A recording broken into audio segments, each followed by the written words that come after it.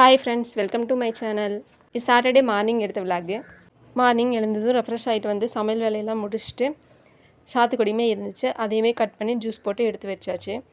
கொஞ்சம் தயிருமே நிறையவே இருந்துச்சு, அதனால் வந்து தயிர் சாப்பாடு கிளறியாச்சு. இன்றைக்கான சமையல் என்னென்னு பார்த்துடலாங்களா? தயிர் சாதம், வேக வைத்த முட்டை,